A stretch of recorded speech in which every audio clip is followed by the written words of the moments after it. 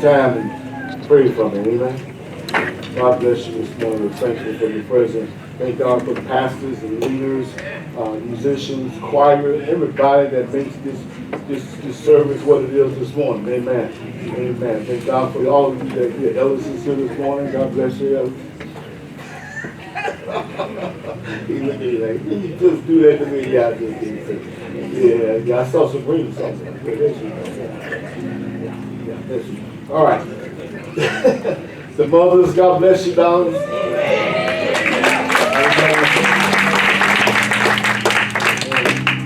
Amen. A couple of you missing this morning. I hope they're all right. Doing okay.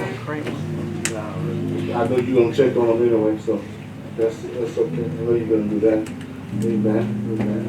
And keep praying for Mother Duncan. I know you're doing that. Amen. That's a large spot that's missing right now. So keep her in your prayers, and that the Lord will continue to bless and raise her up. Amen. All right, last week we was talking about forgiveness. We were talking about forgiveness last week.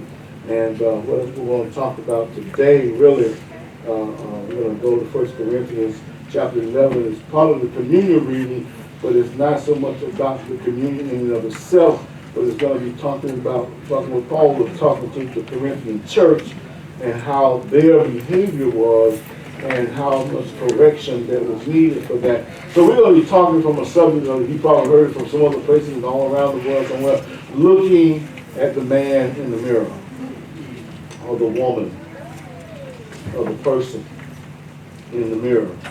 But a lot of times we have this thing when we try to look at other people. I mean, don't raise your hand, but how many do a good job looking at other folks? And we don't really look at ourselves a lot. And I'm not talking about looking at yourself for condemnation. I'm talking about looking at yourself through the Spirit, the Holy Spirit, for correction, for improvement of life, and to looking more and more as Jesus wants us to be. So, 1 Corinthians chapter 11, beginning at verse 27, he says, "Wherefore whoso eateth this bread and drinketh this cup unworthily shall be guilty of the body and the blood of the Lord. But let a man do what? Examine himself, and so let him eat of that bread and drink of that cup. For he that eateth and drinketh unworthily, eateth and drinketh damnation to himself, not discerning what? The Lord's body. For this cause many are weak and sickly among you, and many sleep. For if we would judge ourselves, we should not be judged." That's interesting.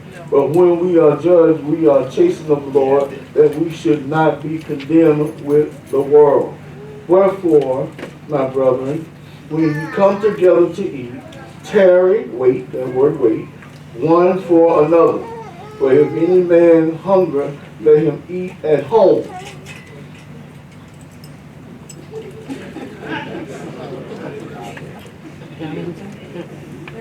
that he may not that he come not together unto condemnation, and the rest will I set in order when I come." So Paul is here talking to the Corinthian church. You see some things that are going on, that are happening. So here we are at another first Sunday for our time of the Lord's Supper. We just finished.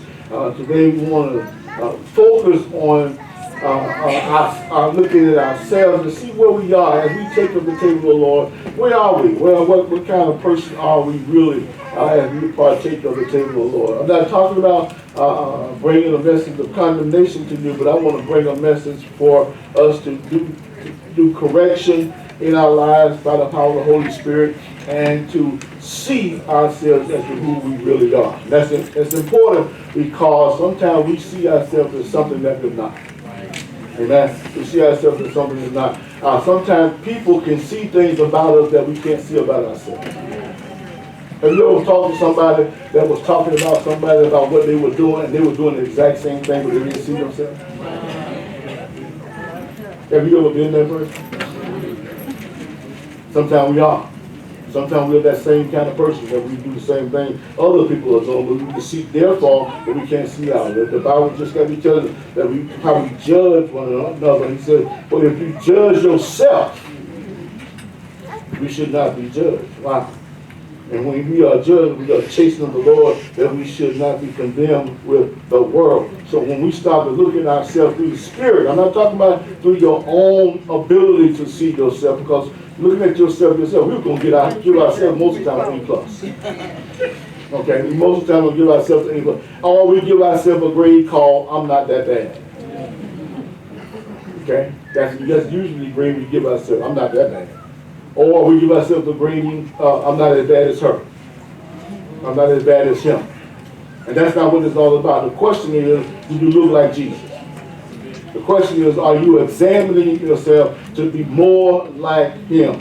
Paul addressed the Corinthian church to examine themselves before they take the bread or the cup, to see their hearts are in line with the purpose of Christ. Paul says, let us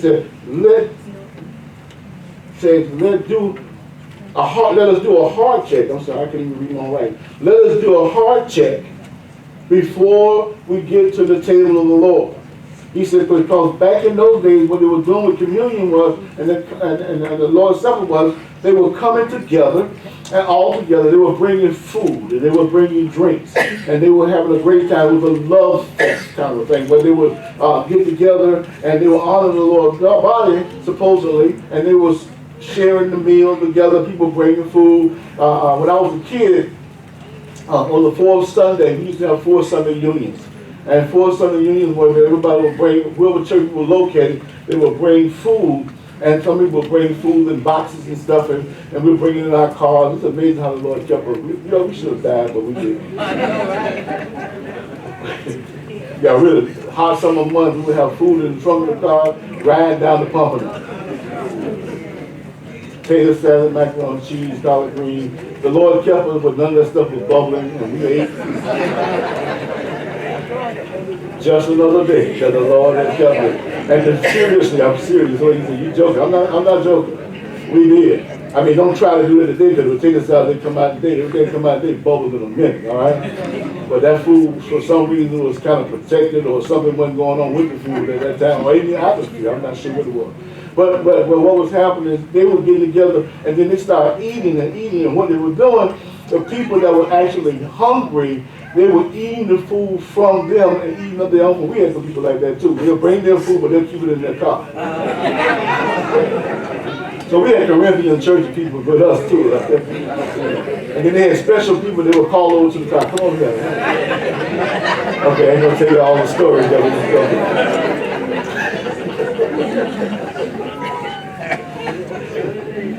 and so those kind of things were happening there. You'll watch it, but watch it. They were bringing drinks, and they were also getting drunk. The Corinthian church was getting drunk. They were drinking alcohol, they were getting drunk, and they were finding out, he said, that's why some of y'all sick, they were throwing up.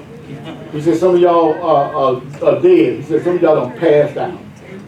Y'all done passed out, and look at you now, and you're not representing Christ correctly. You're not representing the church of God. He said, so what I want you to do, he said, from now on, those of you that are hungry, he said, eat first at the house. Okay, eat food at the house first, so you don't come here acting up. Right. All right, and he said, the rest of you that are laid out and getting drunk and you're asleep, he said, that is not representing the cause of Christ. All right, we don't have the same thing going on today with people in the cup that we use is grape juice. Thank the Lord. And so we see people get out of hand. And a lot of churches use wine.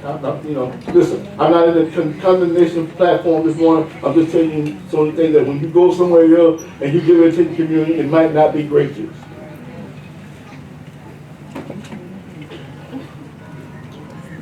Okay.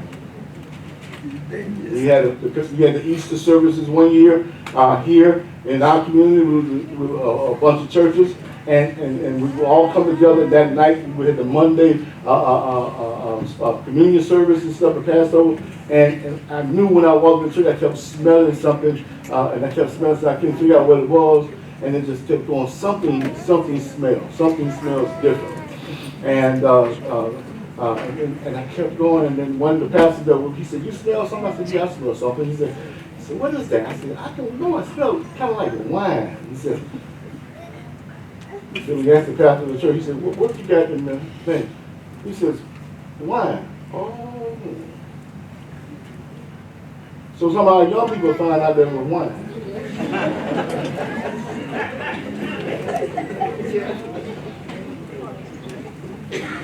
And I looked out from the pulpit, and I looked at him and I said, you ain't drinking. Then I had the rest of the people that were there notify everybody that was wine, because look, you just can't surprise people. Some people have some alcohol issues and some problems that they overcome it, and you slap a small cup of wine on my guy, turn the church out. You know.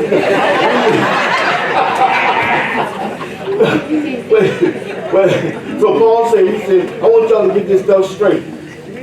He said, what I want you to do really, what I want really to happen, I want you to get yourself straight. Why? Because if I start to move me in an area to be like Christ, guess what? All the rest of my lifestyle will begin to change. See, a lot of times we try to get people to be involved in behavior modification. That's not what we're talking about. It's not a behavior modification thing that we're looking at. We're not getting that. Well, you got to stop doing that. You got to stop doing that. Stop doing that. Stop doing that. Stop talking about people what they got to stop doing. Tell people about Jesus Christ and getting people to allow the Spirit of God that's in them to be able to change them. And guess what happened? When the Spirit of God begins to change them, He changed all the things that are necessary for us to be an example of Christ. So I don't have to go through all that stuff. You know, when you really are born again and start walking with Christ, I don't have to tell you not to commit adultery. Guess what? The Spirit of God in you.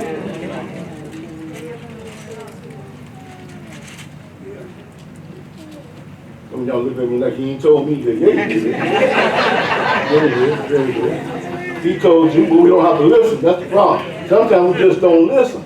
And when we don't listen to the Spirit of God, then we get in deep trouble. How many of you know that for sure? The question is, are you actually having communion? Watch this. Are you having communion, or are you just going through the motions? Are you actually walking out your faith and living it in an active relationship with God, allowing Him to do His sanctifying work in us? If so, watch this. Communion is a celebration of Christ and His church. If not, then it is just a mockery of an ordinance. We got to make sure that when we walk into the table and get the cup of the Lord, the drink of the Lord, that we are actually thinking about being in communion with God, communion with Him, and in relationship with Him. We want to make sure that God, I want to please you as I remember what you have done for me. So like I said, let's make it very, very clear this morning. We're not talking about some kind of behavior modification. We're talking about changing. How do I put this? We're not talking about just changing at a time of doing good or bad. That when we do those things, that does not change the heart. It just changed behavior for a moment. All right, my mother-in-law who passed on now, one of my mother, well, both of them now, but one of the first mother-in-laws I had was passed on, and she said, she was telling me all the time, I can stop smoking when I get ready. I said, well, then stop. And then she would stop smoking. She would start smoking for 2 to 3 months. Then I'll see her again, and she'll be smoking a cigarette. I said, what happened? She said, I feel like smoking again. I said, but you stop. I just want to show you I can stop. See, behavior modification is sometimes just to prove something to somebody else. It is not changing the heart. When the heart changes, guess what? And you discontinue at all times. When it comes to you, what you do? You resist.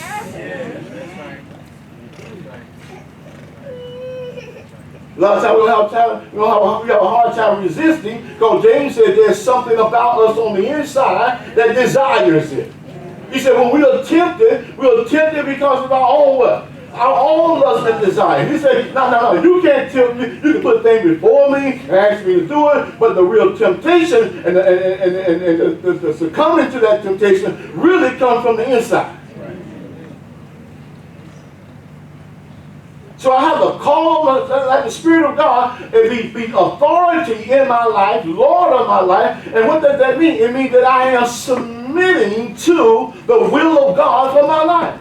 So God, listen, I don't care how many people you go around and say, well, it's all right to do this and all right to do that. You don't go by what somebody else says it's all right to do. You go by what the Spirit of God in you is telling you that's all right to do. Because Paul says all things are lawful, but there's some things that are not expedient or profitable for me to be doing. See, that's what we got to do. Well, so-and-so and do it, so what? It doesn't make no difference if they're doing it. What does the Spirit of God in you say about you? Because if you do it, more than likely you might feel guilty. The Bible says when you do it, it becomes sin.